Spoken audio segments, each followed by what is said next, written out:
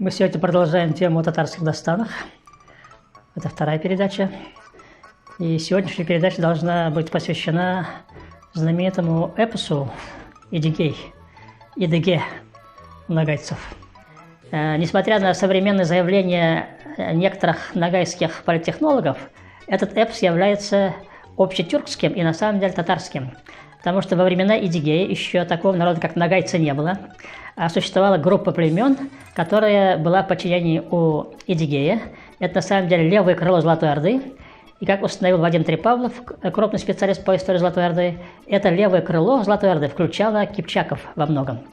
И поэтому мы, когда читаем эпос, то на самом деле там такой народ, как нагайцы, не застаем. Потом идет уже чуть уже как бы золотоордынский период. Эпосы идут, например, эпос Идигей. Эпос Идигей — это чисто вот нагайского круга эпос. Тут именно есть много народов, которые входили в Нагайскую Орду. Вот есть татарский вариант якобы.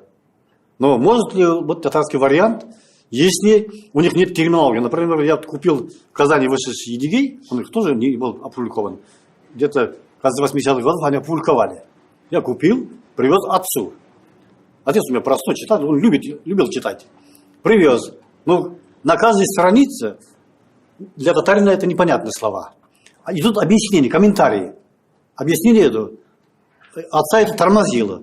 Он удивленно возмущался. Говорит, зачем мне объясняет, что такое, например, РНГ? Для татар это непонятно, для казанских татар-то, поволжских.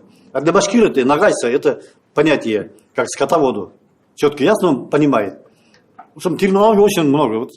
Он не может быть татарским. Там воспевается деяние Нагайской Орды, а не Казанского ханства. У них нет термина, означающего эпос. Например, у башкир Кубайыр, другие там Иртак, несколько терминов есть. Есть термин, как бы носитель этого, сясян башкир, или ярау. У нагайцев жирау. Но у татар его такой нету. Ну как же он может быть эпосом? Например, другой эпос татарский, Сурабатыр. Там четко, говорит, вопрос идет. Куда, говорит, идешь, Сурабатыр? Он говорит, иду на Казань, иду громить его. Если он идет громить, как он может быть их национальным эпосом? Я спрашиваю ребят, своих знакомых, казанских ученых, это что за это герой, говорит, национальный, который идет громить вас самих? Ну так же не бывает. Те не бывает, ну это, говорит, ну... И они записаны не на территории Казанского ханства. События все происходят в Нагайской Орде, чужой территории. И воспевается деяние батыров Нагайского круга. Там и башкиры воспринимали себя как часть вот этой Нагайской Орды. Они поэтому и вот Идигей у них как свой герой.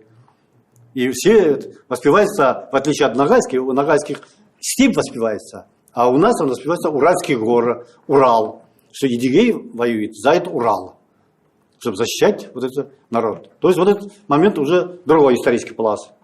Потом идут другие там нагайские круги эпосы. Потом идут вот уже Карагакал эпос.